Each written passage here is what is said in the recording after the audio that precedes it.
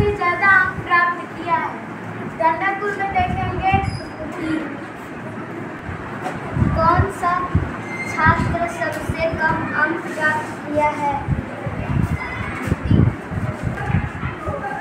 15 अंक प्राप्त करने वाले छात्र सी।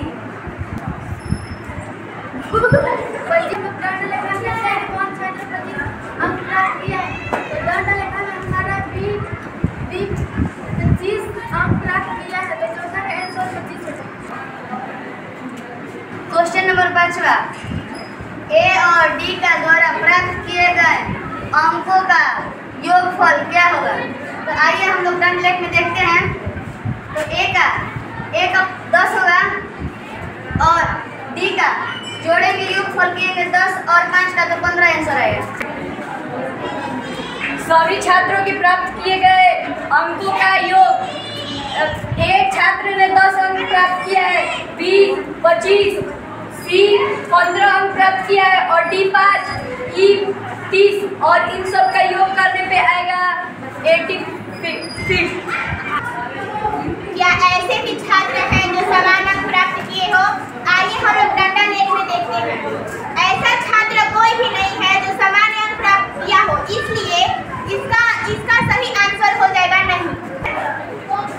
क्वेश्चन नंबर 8वां, बी और सी में किसका अंक ज्यादा है? तो यहाँ पे देखेंगे बी और सी में किसका अंक ज्यादा है। बी का है 25, सी का है 15, तो इन दोनों में बी का अंक ज्यादा है 25। हम क्वेश्चन नंबर 9 पढ़ेंगे, डी और ई के अंकों का अंतर यानी घटाव होगा। हम दंड लेख में देखते हैं, डी का आया है 5 और ई का आया 30, 30 में से 5 घटाएंगे 25 आएगा। 9 का सही उत्तर होगा 25।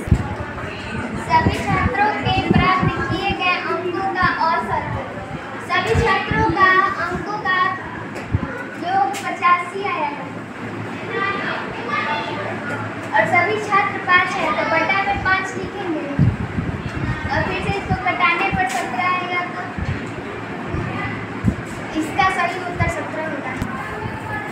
क्वेश्चन नंबर 11, छात्र सी द्वारा प्राप्त किए गए अंक, छात्र सी द्वारा प्राप्त किए गए अंक 15 ए छात्र, बी छात्र और सी छात्र में किसका अंक सबसे कम है? आइए दंड आलेख में देखते हैं। ए और बी सी में से सबसे कम दंड आलेख 10 का है। 5 अंक प्राप्त करने वाला छात्र, 5 अंक प्राप्त करने वाला छात्र डी है। इससे ए और ई के अंकों का गुणनफल यानी गुणा, तो ए का अंक है 10 और गुणनफल है तो गुणा, ई का है 30, तो 30 और 10 में गुणा करेंगे तो 300 आंसर आएगा। इसका उत्तर 300 है। आइए हम 15 नंबर को मिलकर सॉल्व करते हैं। एक का अंकों का प्रतिशत, आइए डंडा लेकर देखते हैं। ए नंबर का है 10 और प्रतिशत का मान होता है 100।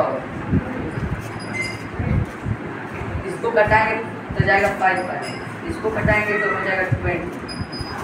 इसका मान होगा, इसका आंसर होगा 20।